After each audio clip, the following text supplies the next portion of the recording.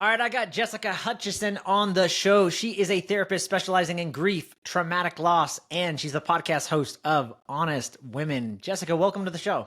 Thanks for having me. Pumped to be here. Yeah, likewise. We were talking offline, and so there's so much to cover in this episode. I don't know if we're going to be able to, but I really want to get into the nitty gritty. And, when we were talking, I was just like, man, what if it makes like a grief? Like, how do you specialize in grief? Like, don't all therapists do that? But before we do there, like, obviously there must have been a pain to purpose story. Like, how the heck did you get here and get into therapy and then this grief work specifically? Yeah. So, Joel, you're spot on. When it comes to grief, most people don't choose grief. In fact, I usually say I never chose grief. Grief chose me. And this whole path to going to sudden and traumatic loss and grief work, yes, comes from my own pain. So, 6 months after I graduated from grad school, I lost my dad to suicide. And there lies the pain that I have now turned into purpose. And half of what led me to this specialty, honestly, is going to a bunch of therapists who had no idea what they were doing. They clicked the little grief box or little, thing on Psychology Today or whatever profile saying they did grief work. And now I am realizing they did not actually do grief work. So here I am trying to undo so many things that therapists do. Yeah, and talk to that notion of that, because again, I think we think, if we're looking for therapy, or I used to be a police officer, and so talk about PTSD and trauma and grief that we might not even realize that we have. We just go down, we don't know any better as police officers, or even just anybody out there looking to do deep work. We just look in a Rolodex of therapists. Like, I need a therapist, I need a marriage counseling therapist, and that's it. And we just go, let me try her. But the more I've talked to you, it's like, no, like most of them don't even know how to handle grief specifically. They went to talk about just the schooling and like how much grief work is even covered in, when you get a degree. When I got my degree, and now mind you, I graduated from grad school, I was a career changer. So this was back in 2011. A lot has hopefully changed in those 12 years, but all I learned was a very, very small chapter in one of the very large textbooks that I went through. And here's what's funny. Okay, I have to get on a quick soapbox. One of the things we studied was the stages of grief. God bless Elizabeth Kubler-Ross. She was the first person to normalize death and dying. However, she never intended for those stages to be applied post-loss. She actually went into hospice centers and hospitals and did interviews with people who were dying. And these were the stages they personally went through before dying, which makes a lot of sense. They're very linear when you look at it that way. Now, at the time, since we didn't have a lot on death and dying, we decided as a society to apply the stages post-loss. We still are doing it today, to the point where I studied it in grad school and I walked into therapist's office who gave me the stages of grief.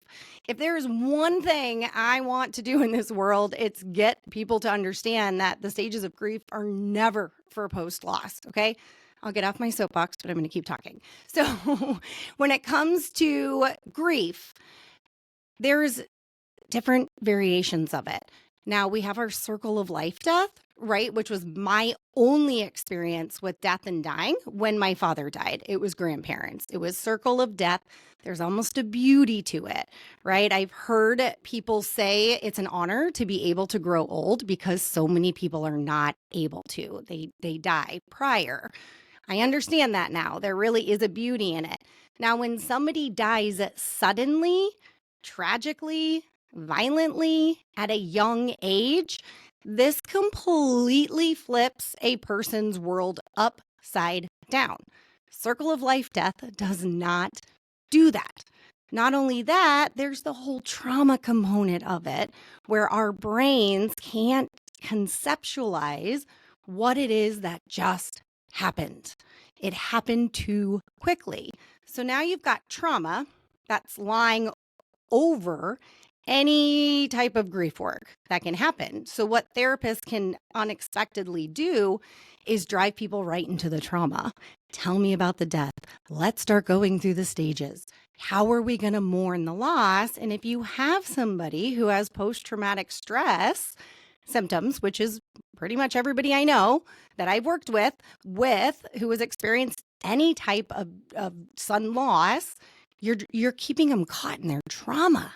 Talk about doing a substantial amount of damage to the psyche in that moment. So that's why I say traumatic loss and grief are completely different. Wow, that's really good, and that's just so nuanced. It's just it's a little shift, and again, from the outside looking in, I would have no idea. I just would go in the phone book, look for somebody that I think specializes in this work, but I really wouldn't know. What's also interesting is you just mentioned that the brain, and I do a lot of work with just chronic pain, and one of the things that's interesting in my background as a holistic health coach too is that the brain, yes, it's really smart, but it can also be really stupid. And so it gets in these pain neurofeedback loops. So anybody that's in a chronic state of pain, but I see this, and I'm imagining it's also for loss.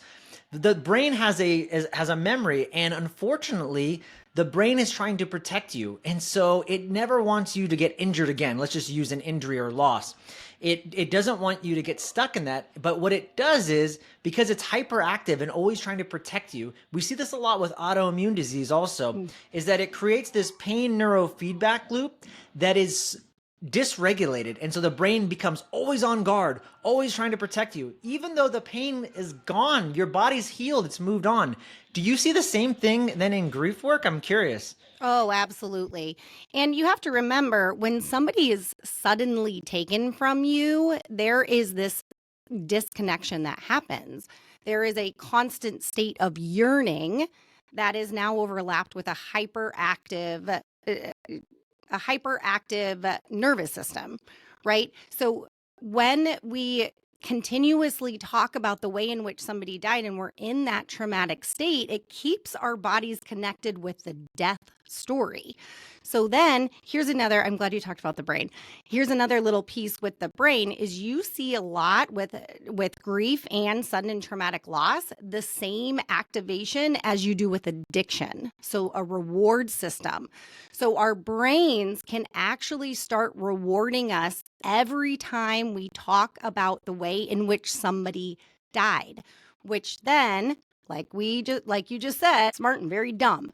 So then our brain starts saying, my connection with the person that I just lost is the death story, is this horrible, horrible event that just happened. But in order to stay connected with them, I have to stay connected with the death story. And now you have somebody who is consistently caught in a hyper-aroused state. Wow. That's crazy. On that note too of what you just mentioned, grief being the same in the brain, and I remember that there was some study that I had read about, and it's equivalent to that, like a really bad breakup shows up in the brain. I think just as similar as like someone dying. So, and it made me think like, wow. So no wonder, people do crazy things when they get in a breakup or a divorce or something like that, because to the brain, it can't tell the difference. It's exactly the same as if someone dying. And then you think about how people react. Sometimes people, they murder their significant other because they are so just, it hurt them so bad. And so talk about that too. And just like probably what you're seeing in the grief world, it's like, you would think someone comes to you and they're like, I just had a bad breakup, but it's actually way more than that because of what the brain is interpreting. Oh, yes. This is why I say there's grief in everything, not just death. And when we look at loss, so divorce is a really big one. Now, majority of people do not get married thinking, maybe, right? 50-50 here. Maybe I'll stay with them. Maybe not. We'll see, right? We get married and we start forecasting our future the minute we decide we're going to be with this individual. It's not even at the ceremony. We envision kids, we envision grandkids, we envision all of these beautiful things, right? So then a rupture happens over and over. Two people decide to get divorced. Well, not only is it the loss of that relationship, it's a loss of the entire future that you had planned. Now, I see this with couples work that I do, and people coming in and saying, gosh, I decided to get a divorce. Let me rewind here because not to toot my own horn, but I haven't had any couples get divorced yet. However, I also will say my job is to not keep you together, but if you're here, that's a good sign. Anyways, women, though, that I work with, I will have come in and say, nobody in the world has any empathy for this divorce I'm going through. They keep thinking I should be happy. And yes, maybe there is some happiness, but there's a lot of grief, sadness, and sorrow because it's a loss of what somebody thought it might be. I would also argue that I think if we focused on the loss of what things could be and stayed there a little bit longer in society, we might see a drop in divorce rates. Hypothesizing here, have zero to back that on. Okay, so that's really interesting because what you just said, I just read, I can't remember what book because I'm reading like 2 books, 10 books at a time. But talking about, I want to hear more about that because this idea of mental subtraction being a very positive psychological tool.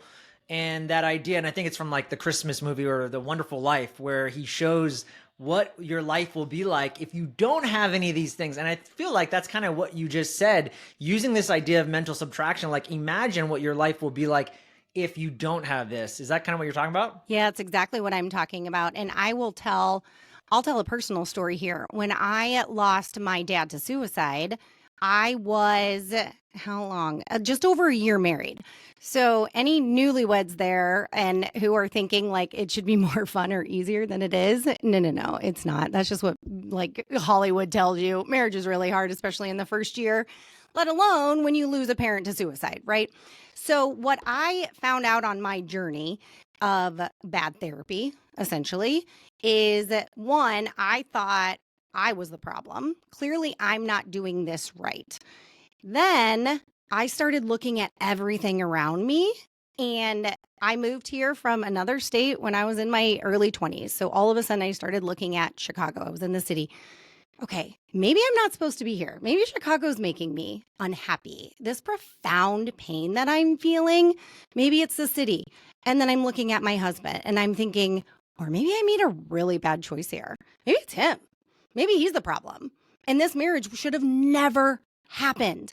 And I attached that belief to my marriage. And almost, it was very close to severing ties at only a year at that moment because I attached a belief that my pain, my sadness, my brokenness was a result of my circumstances and all of these other variables in my life, instead of realizing that it was me that had been broken by this horrible thing that happened, and I needed to piece that together. It was nothing else on the outside. And I am forever grateful that I realized that because I see people leave marriages all the time thinking that's the cause of their pain and their sadness and their sorrow. And it works for a little bit. And I'm not saying this is for everybody, but a lot. It works for a while, works temporarily. And then all the same stuff catches up with you. And now you're separating kids and you're not seeing them. And you have so many more losses that follow that one loss.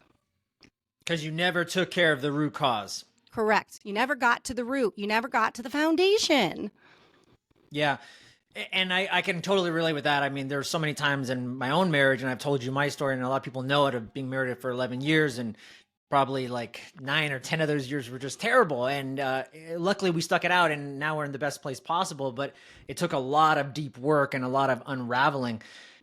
You know, as I'm listening to you talk, though, I'm wondering, how do we know then if we need to be, how can someone know, if they're listening to this podcast, how do they know, you know what, I need to work with Jessica or someone who specializes in grief versus another type of therapist or counselor? Because I almost feel like all of this is coming back to the root cause of, like, you could almost correlate everything back to grief or loss. So how can someone distinguish that?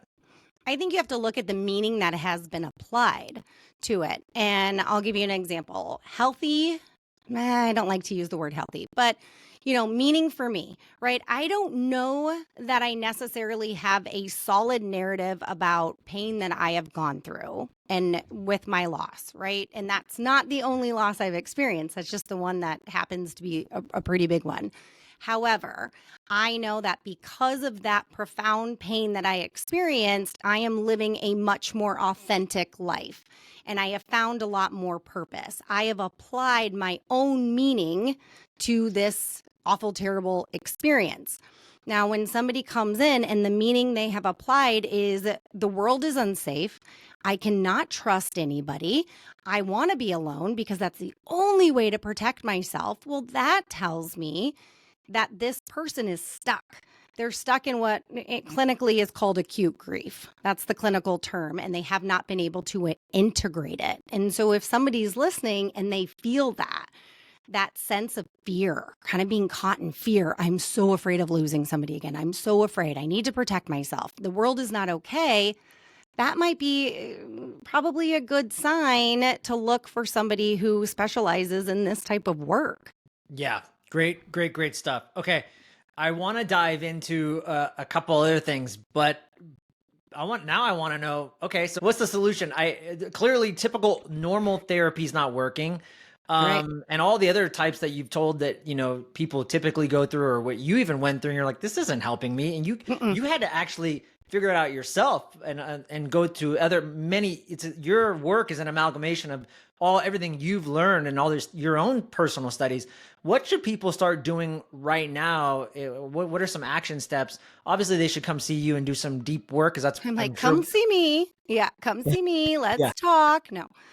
It's never, listen, I mean, and I think I know this too, like, go out and read all the books. There's great books, there's coaches, there's so many good things you can do, meditation, like, do all that stuff.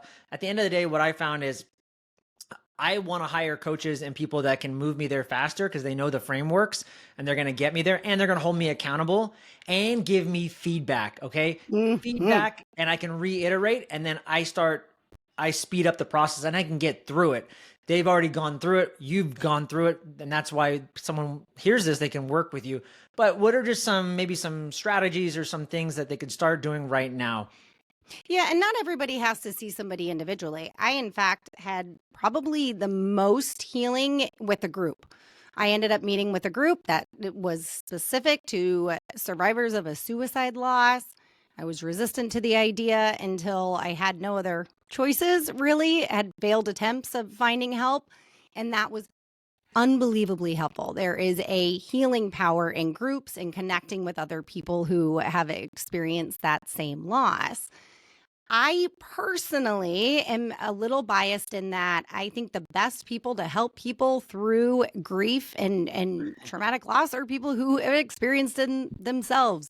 There is a reason why when people are fighting addiction, a lot of the times the people who help them the most are people themselves who have struggled and are now in recovery. There's a deeper understanding of it. Yes, there are lots of great books out there. One day I will write it. It's on that. It's on it's on my wish list here. But start taking a look at what is traumatic loss? What is sudden loss? And what am I expecting from myself as a result of this experience? There's not a one size fits all with this because of our attachment system. Ooh, okay. We got to talk about attachment. Let's go there next. But you mentioned earlier in the show about addiction and how you see, I believe what you said is you see a lot of people that have addiction tendencies, or just addictions. A lot of it stems from grief. Is that correct? It can. No, it was more the brain. Okay. So addiction definitely can come from unprocessed trauma, right? So if we just look at addiction at its core, there's substantial unprocessed trauma within the individual and an inability to work through and regulate their system. So they turn to a substance for help. Yeah. But with the reward system, so with the brain and grief, it activates the same reward system as a lot of substances that we become addicted to. Right. Okay. Okay. Yeah, I was just curious if, in your experience, if you saw a lot of people that have addictions, alcohol, drugs, whatever, if those people tend to come to you as well, because there's usually some type of traumatic loss or grief. I was just wondering if there's any tie in there. That's what I was kind of thinking. But Yeah, you know what? I've only had a couple people who struggled with addiction. I haven't necessarily seen somebody who didn't already have addiction as an underlying kind of struggle that they're going through, but it become one. I think just trauma in general, though, unprocessed, especially when we're looking at first responders. I mean, that's a big one, right? Of unprocessed trauma, and they have nothing else to turn to but a substance. And that can also be food, right? It can be, it's not necessarily just drugs and alcohol, but essentially, if the brain cannot conceptualize what happened, we are not applying meaning to it. What does this mean in a positive way? Well, then, yes, we start looking at different substances or ways to escape the pain of our reality. yeah, you know, one of the things I've mentioned before, but I don't talk about too much, is that I was involved in an officer involved shooting early on in my career, my first like year and a half out, and nobody was hurt. I mean, I shouldn't say that. The suspect was hurt, but none of the officers were hurt. My partner ended up getting fired from the job. So it was traumatic for me, and also just being in a violent altercation like that. And I was telling you that, the department at the time, this is like, 15 years ago, they thought they were cutting edge by, they made sure that I saw this shrink before I went back on duty. And it was one time that I saw the guy, just once. That was it. And he asked me how I was doing. I'm like, I mean, I'm 25 years old. I'm like, I'm feeling fine. I mean, I don't have anything really major, but I went back on the streets, and for about 6 months, I couldn't stop my hand from shaking when I would talk to suspects. And that, I didn't tell anybody. I just kept that inside. And you just think about, like, again, this work, but it's like, I think about it now, it's like one freaking session you made me talk to a guy, and then you thought, Joel's good, like, let's put him back together. And they wanted me back on the streets within a week. I ended up going back in 2 weeks. And it's just crazy to me now. And I mean, what would you say now, even just hearing that story, and you're thinking like, dude, you got some work to do. You got to jump in the gym with me, and like, we got to do some work. Like, how do you see that? And I'm just giving that as an example in terms of unprocessed, I don't know if you'd call that grief, but just trauma. I wish that it had changed. It's changed. I have not seen that. If somebody who's listening has seen it happen and there's a specific department, please let me know. I would love to see it. But I have found that with first responders of any type, even we're talking FBI, police, firefighters, whatnot, right? They believe and have been trained to shut it off. That's just not, unless you're a robot, a lot of people can't. There are a handful of men out there and women who can do that. I have yet to see it. It's interesting because I've worked with some first responders. I've worked with some people from the FBI too, who have substantial trauma, and they will all come see me offline, and please don't say anything because there's such a fear of job loss. If you do not, like, I won't run this through my insurance, because if they see I'm seeing somebody, then they're going to think something's wrong with me and they're going to fire me, and I can't be fired. There's almost fear and trauma related to working through the trauma that comes. And so then you've got a lot of activated individuals out there who are trying to help people. Again, not everybody, but that whole situation where I'm like, they sent you to a shrink one time. Like, the reality of the situation hadn't even set in. You don't even know what happened. You're in a state of shock for a good chunk of time. So of course you were okay. Well, I see that with traumatic loss. If somebody comes to see me right after, like the couple weeks, even like a month or two, I hesitate to tell them. And now I just do every time. I tell them, you're going to hate me in like a month or two. And they'll look at me and be like, why? And I'm like, because you are in this beautiful fog right now. It's shock. It's your brain's way of protecting you from the reality of of what just happened. And in like another month or two, the bottom's going to give out, and you're going to look at me and be like, what did you do to me? You're messing me up here. And no, it's just shock wearing off. And so you going and talking to some shrink once right after the incident, I'm like, of course you were fine. You were in shock. We're all okay in shock. It was probably weeks later or months later when you're handshaking and you're like, whoa, what's going on? What's wrong with me? Nothing. Shock wore off. And now the reality of what just happened is catching up and you're stuck like, what's going on here? Yeah.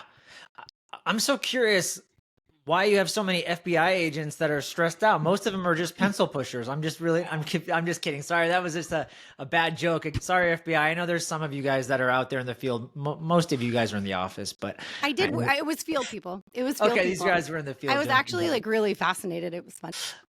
Let's go back. You mentioned attachment, and I read a great book called Attached. I think great book. Love that book.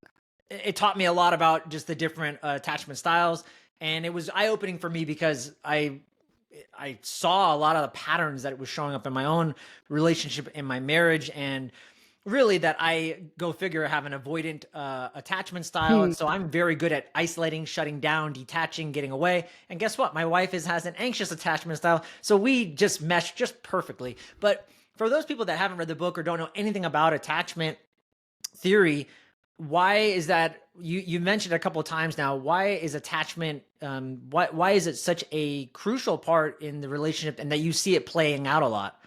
So this is where the leap comes between grief and the couples work. People tell me all the time, wait, what? How are those two related? And it's attachment based. So and I should specify, Jessica, we didn't really talk about it, but you've kind of mentioned it.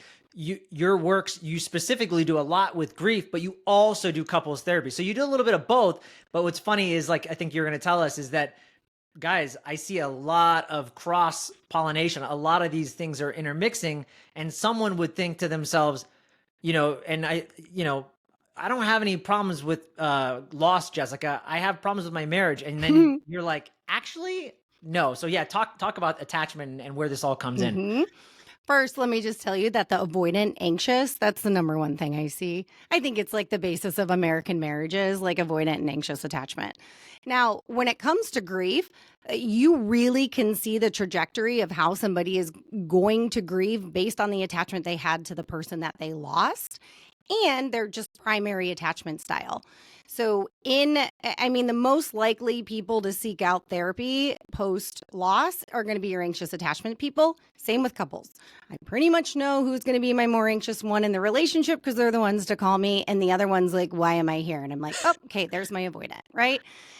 What's interesting with grief is that anxiously attached people often grieve in a more predictable manner because they talk through it so much. Avoidant people, it usually manifests physically. So you see a lot more physical ailments with avoidant. They're also the ones that aren't going to say they need therapy, right? They're just going to stuff it until they're sick and then there's a problem, right? But with marriages, okay, so I am trained. Let me real quick caveat. If you are going to see a couples coach, therapist, whatnot, interview them on what they're trained in. Please, I forever believe that no couples coaching or therapy is better than bad couples coaching and therapy. Lots of divorces are a result of, again, people who are practicing outside their limitations. Off a soapbox again.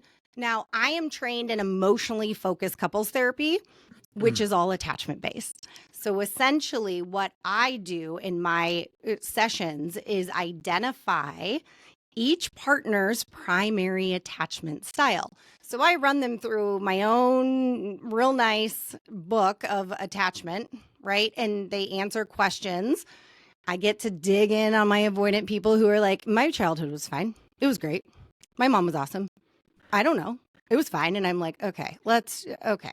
I sometimes say my specialty is making my like avoidant husbands like cry in my office, but from like a place of emotion where they're like, I don't. And the wife's like, I didn't even know you had an emotion in there. I'm like, yeah, it's like my secret hidden talent. But our attachment impacts our marriages, right? So being an avoidant attached husband you're going to naturally go the opposite way when you feel like there's conflict.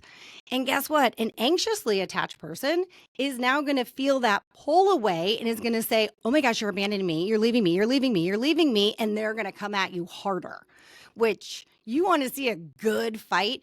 Have an anxiously attached partner back the avoidantly attached partner into the corner. Oh, it gets real pretty then, right? And so then the avoidantly attached person will usually just spout off, get all angry, say a bunch of stuff, and then they're the jerk, right? They're the ones with the problem. So that's where the overlap is we really get to the root of what is your attachment style and how do we see that playing out within your marriage. So a lot of marriages are built on really faulty foundations because of attachment. I also, when I do my attachment like questionnaire, big thing, I will find loss. I find loss all the time, and I will dig in and I will say, oh, you suddenly lost your mom when you were 12. Anxiously attached person will start crying, right? Like it was horrible, like, but I'm okay, or, whatnot. Depending. Avoidant will be like, yeah, well, that was so long ago. I'm fine. Why is that a problem? And I'm like, okay, cool. So we haven't worked through that yet. I can see, but you see that a lot. And what we don't talk about is how like past loss or past attachment styles impact our marriage. You probably experienced it firsthand with your anxious and avoidant attachment styles.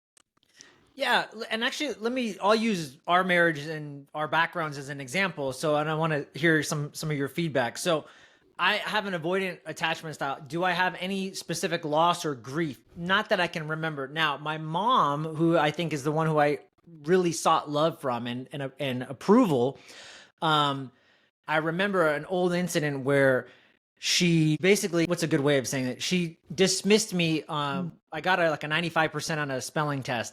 And she's like, why didn't you get 100? And I just remember feeling just broken. Like if I don't get 100 on tests, like my mom doesn't love me. Did she mean that? Of course not. But like that propelled me and drove me to like always try to be successful and like good in my mom's eyes. Now, same thing with my wife. Did she have a traumatic loss? Not that I can think of. However, her father separated from her mother at like 3 years old. So she really wanted her dad's approval and love, and he was never there. And she actually lived with him for a little bit, and then he was like never in her life. So he left, like, let's just say 3-4 years old. So now you have the two of us coming together. And the funny thing, I was dying laughing when you were talking about people going from how they interact. When historically we used to interact this way, I would shut down and I would be like, I'm leaving. You're yelling, you're being loud. I'm not going to talk to you this way.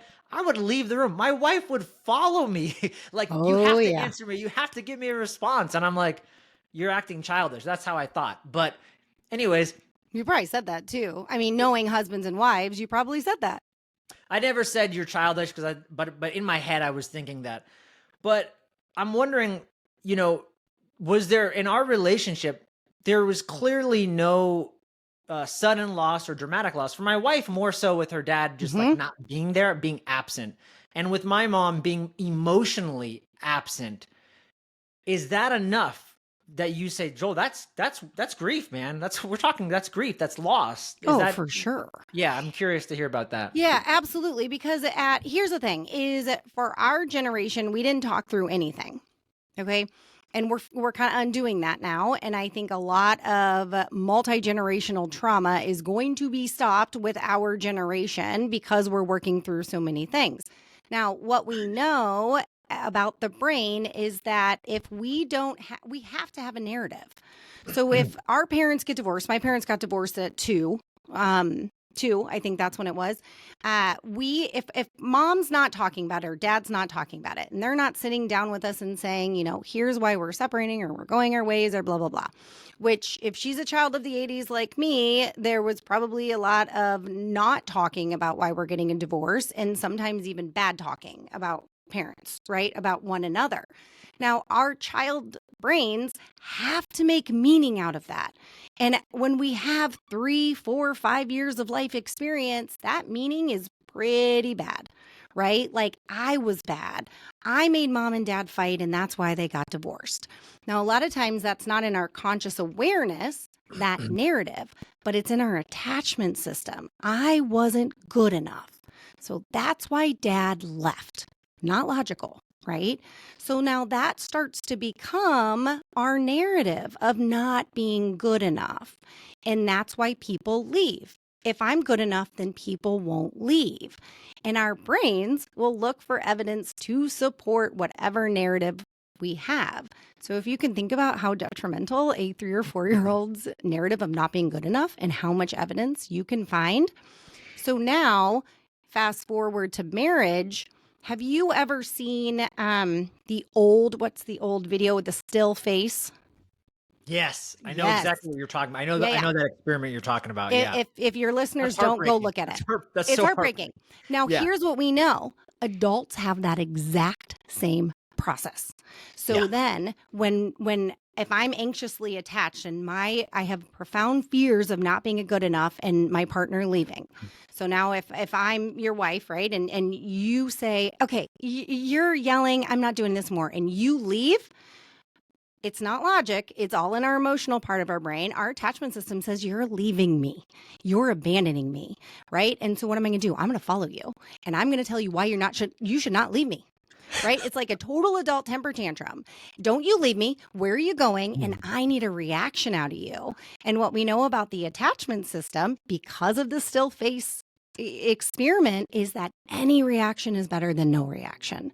So even if you yell at me and tell me I'm being crazy and to go away, it is better than if you ignore me. I mean, I'm just laughing and smiling because you nailed our relationship for many of our years, and I think you're right. I mean, she just wanted a reaction from me, like give me something so that I know that like you care, like you that you're care in. about me. Yeah. And the avoidant, and I bet if we really dug in, there's more than just that one memory of mom, right? I think that was probably more the tipping point of other events that happened, right? That's one of the most memorable that I can remember, but of course there's more. Yeah. But think about it, right? I mean, that is clearly, why would I go to somebody to get my emotional needs met if they're not going to meet them? So if that's the narrative, right? I have to do X, Y, and Z in order to get this person's love. You're going to find evidence to support that. I'm not good enough. I'm not worthy of this person's love. So the difference between anxious and avoidant from a marital standpoint is anxiously attached people will pursue. That's what we call it in the emotionally focused world. Will pursue. Where are you going? Where are you going? Where are you going? Avoidant people will go back. I don't feel like I'm good enough. I can't deal with this situation. I need to leave. I need to disconnect from this situation. I need space to deal with my emotions. That's really the difference, is how we either lean in or lean out. Yeah, big time. The third attachment that we haven't even talked about is secure attachment. Now, here's the interesting thing, and I already know you know this, but for the audience who doesn't know much about attachment theory, the funny thing is what you just said earlier is that anxious and avoidant attachments, they're most popular. Now, unfortunately, because of that, guess what? All the anxious and avoidant people are getting together, and then they're probably breaking up, but they're getting together. And so there's a massive pool of these people. Not as much of a pool of secure attachment, because if someone's secure, they're probably in a pretty good relationship, right? Would you say Yeah, so? they're not gonna. Yeah, here's what's interesting. If an anxiously attached person is attracted to a secure person, they actually just don't activate their anxious attachment system. So it just works. Yeah. And it's also not a death sentence for your relationship. This anxious avoidant, we can rewrite attachment systems and make them secure, even if that's not where our primary system was. I'm living proof of that. Yes, So yeah. exactly. Yeah. You can create a secure attachment within your marriage.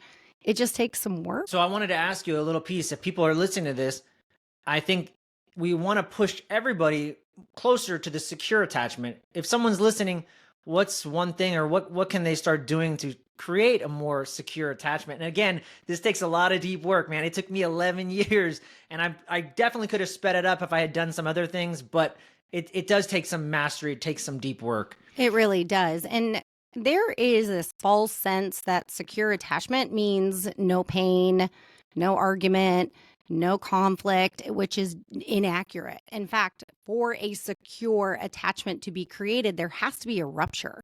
So if we go back to childhood, half the reason a child will have a secure attachment with their parent is because when they needed them, they fell, they had a nightmare, mom or dad was there to help them through it. That is how we create security. So in marriage, you need the rupture, you need the arguments, you need the fight.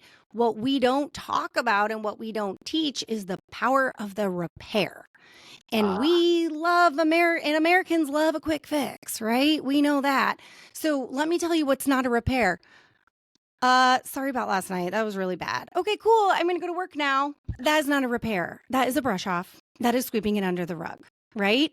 This is why it takes deep work is one, you have to go within yourself and say, okay, when I walked in the door and I totally popped off at my spouse, why?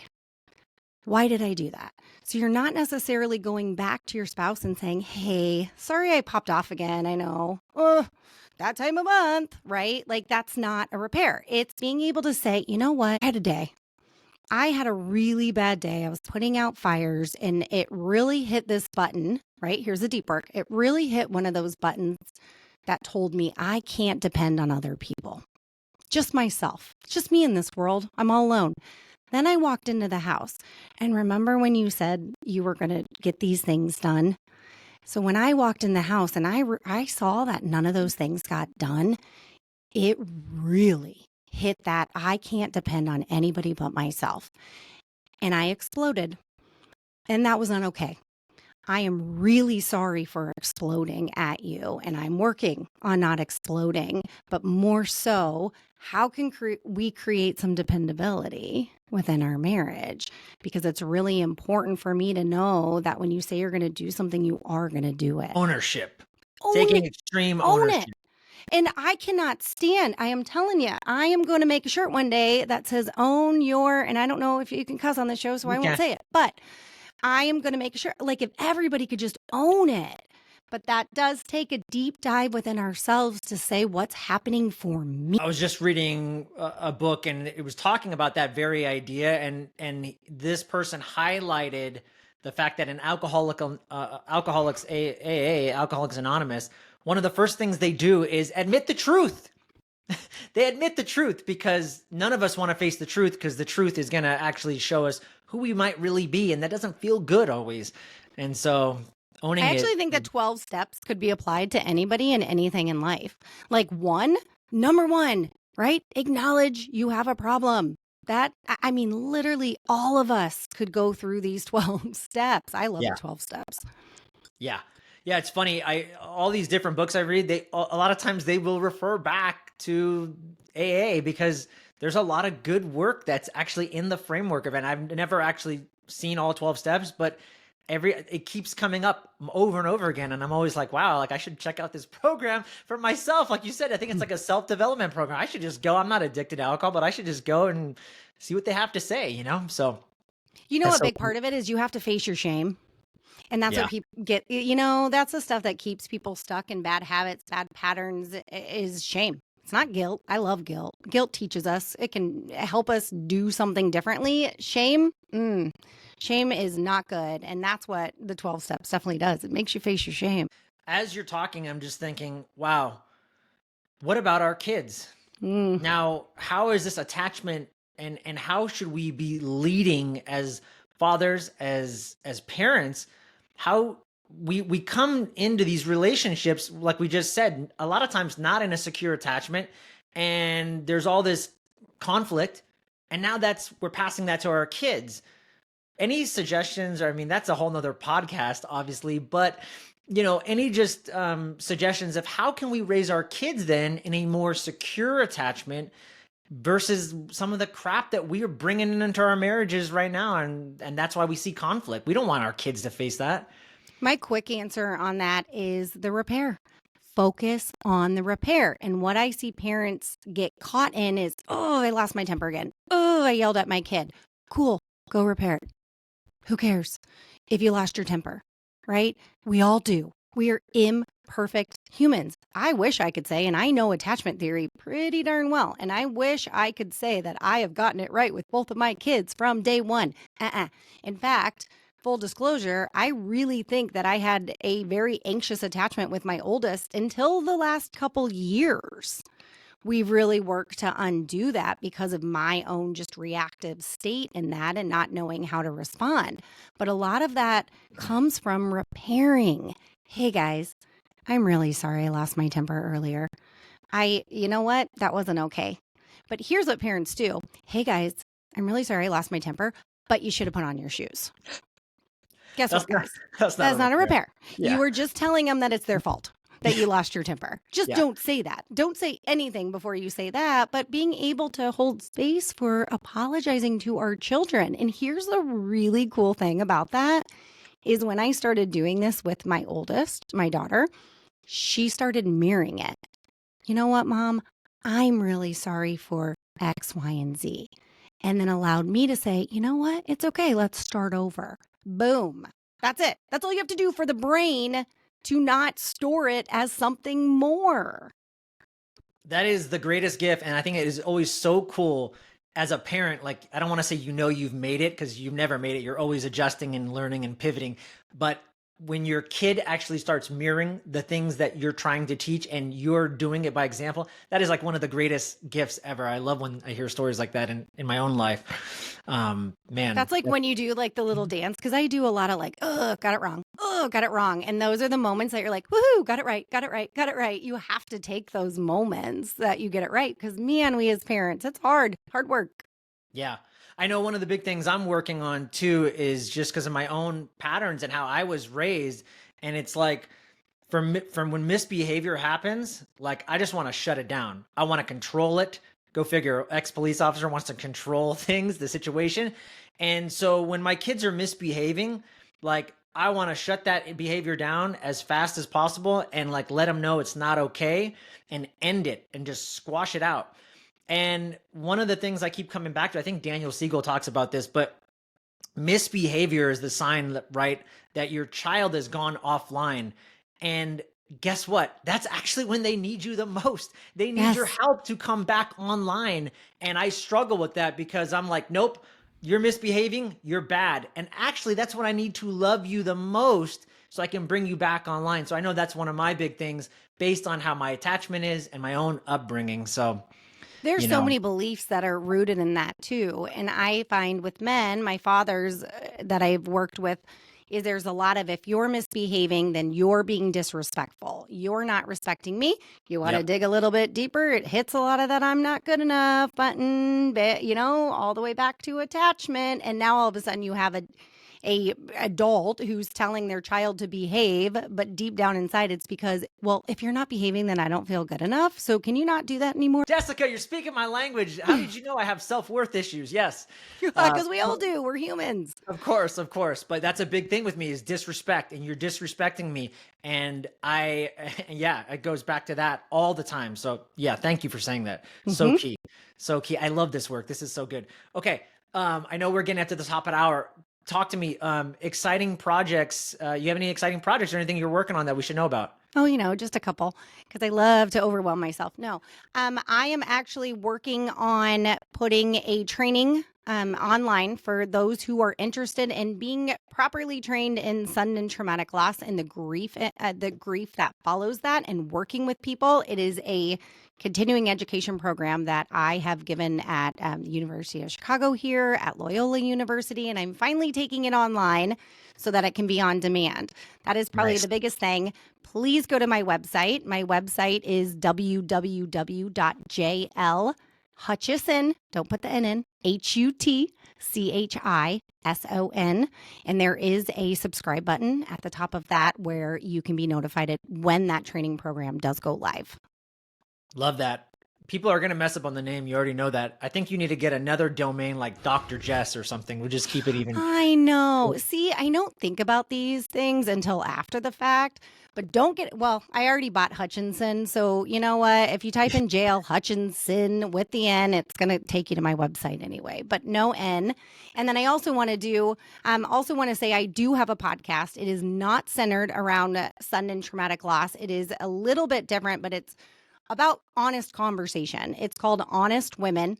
I am the co-host of that alongside Andrea, who is my co-host. We happen to be therapists. However, we do not show up really as therapists because we are firm in our belief that you all do not need an expert to tell you how to be different and live differently. And there's no tip or trick that's going to change it all. But we can talk about some hard things honestly, and that in and of itself can lead to a lot more change. I love that. And I think conversations and stories, that's how we have evolved before people could write, right? It was all stories. And that's why we have such great memories we relate to stories. So having conversations, it's a story, and people can learn a lot from that than just some kind of hacks or tips or strategies. So that's great. You know what? And you know what? I've lived a life where I've read a lot of great books, but I've also read a lot of books that told me if I just do this differently or this do differently, I'm going to feel or be different. And then I felt worse because I didn't. So, you know, there really isn't just one thing out there that's going to change it, but there's so many good things that we can use as self-reflection. Yeah, love that. All right, I want to wrap things up and do some final round questions. But before I do, anything I didn't ask you that you wish I had? I don't think so. Worst But case again, scenario. I like think later, right? Like the website. So I don't know. And like in 4 years, I'll probably tell you yes. That's fine. We'll have you back on again to discuss There you go. the Love things I it. didn't ask you. That's no problem. I like you anyway, so we'll I happy to love have it. you on. Happy to have you on again. All right, just some final round questions. I'm curious for you, Jessica. Were there any choices or a choice that you made that you think made you who you are today? There's a lot of choices that I made. Every failure I have had, I've learned to embrace. I think I held a lot of shame for a lot of bad choices that I have made in my life instead of realizing that every one of those led to who I am today and has helped me relate to people in such a different manner. So really learning how to embrace failure has single-handedly been one of the best things I have done. Nice. Love that. I'm a big reader. We were talking about books, and you can't get everything from books, but are there a top like 1 to 3 books that you feel like really changed your life and you'd say, man, go out and read this book? Or maybe some people have multiple books, but go out and read this book. It really impacted me. I am thinking When Things Fall Apart. Have you read that? When Things No, I Fall haven't. Apart. It's a really good one. It's talking about just difficult times, how to embrace difficult times and the power of difficult times. It's an older book. I love that. I have read that multiple times. It's a good one. That's I great. have a lot. I will say on my nightstand, I have a lot of books that are half read. It's all right. I'll ask you next. That'll be my next question. What are all the half-read books that you'd highly recommend people read that you haven't finished? You know what? Here's the deal with it, though. Honestly, is some of these books just shorten them, right? Like they're just repetitive, and you're telling me the same thing over and over, and I don't have a long enough attention span for that. Yeah. So a good, book, good short book, I can dig. Yeah. Any rituals or practices or anything that you do on a daily basis? Are you doing cold plunges, gratitude practice? Like what do you do on a regular basis? I am really big with my morning routine, getting up before everybody in my house. It is my time. I spend 10 minutes where I am usually reading something that is nonfiction based for my practice or for myself. I then meditate every morning. That is huge. I became avid with meditation during the whole COVID lockdown thing that was going on. I finally practiced what I preached. I will admit that. And now it is a part of my morning. And then I work out every morning, short 30 minutes in my house, nothing fancy. And that morning ritual is truly something that I protect. It's massive. And I see that the high performers that I interview and just associate with, they all have some type of routine and they protect that time for them. And if they And that's really it. It's funny. I always tell people, like, you got to master yourself first before you can go influence your family or anybody else. And if you're not doing these basic things, then your bucket's not full, and you can't go out and lead. You can't go out and own it like we're Nope. talking about, because you're just already dysregulated, because you're waking up and you're just going all You're over the place. going. You're just Yeah. going. And I am also I protect my sleep. I have learned how important sleep is.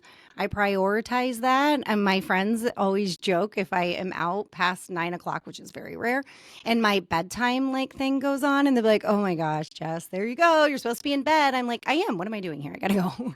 But I protect that. I Yeah. really do, because I know how the body responds to stress and the importance of getting 7 to 8 hours of sleep, more so 8. But yeah. Yeah. Agreed. Last but not least, Jessica, where can people find you? I know you already talked about it, but again, just a reminder, where can they find you, connect with you, learn more about all the good things that you're doing? My website, I'm going to say it again, www.jlhutchison.com. You can also find me on Instagram at jlhutchisonlcpc. I am there at Honest Women Podcast. That is also on Instagram. You can find me on LinkedIn, as well as my podcast is on all major platforms. So wherever you listen to your podcast, Honest Women, there's about 40, I think at this time, there's about 41 episodes. We just launched last May. And yeah, you got lots of good stuff to listen to. Amazing. Jessica Hutchison, appreciate you so much. Thanks for being on the show. Oh, happy to be here. Thank you. Boom. Did it work? 90, what am I at, 98?